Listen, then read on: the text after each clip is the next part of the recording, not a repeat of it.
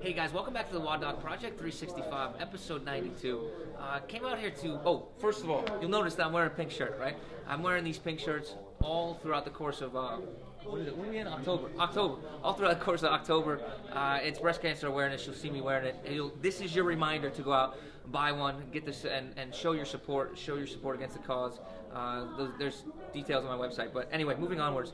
At the New Jersey Chiropractic Sports Council, and just had an awesome lecture from Dr. Silverman right here, Dr. Rob Silverman. He's like one of the foremost experts in athletic nutrition, and a great lecturer. And you know, like one of the things that kind of caught my attention was how he talked about coconut water. As CrossFitters and in the CrossFit community, coconut water is used all over the place. And he said some interesting things, some things that might have been conflicting to some of the theories that I've heard in the past. So I just wanted to invite him on, and I really appreciate you coming on. I wanted to invite him on and have him kind of discuss the benefits and withdrawal or drawbacks of coconut water, how they might be as good or maybe not as good as they're often thought to be. So go ahead.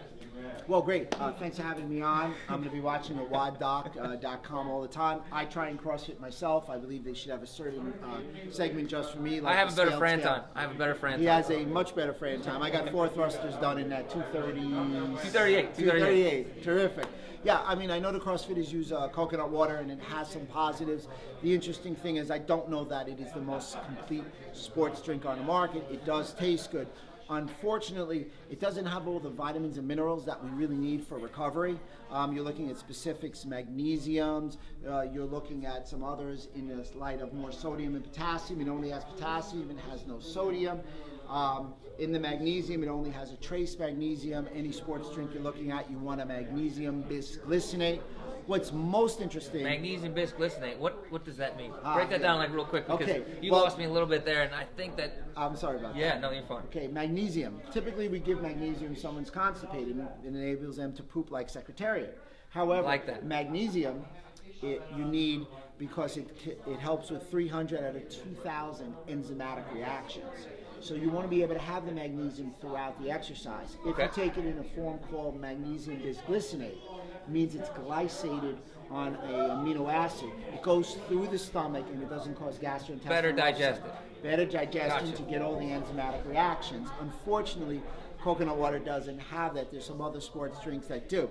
But in reference to the coconut water, the big takeaway is we don't know the status of the nut. Coconut's a nut. Right. So what you want for carbohydrates is a nice mix between glucose and fructose, approximately 35% fructose and 65% glucose.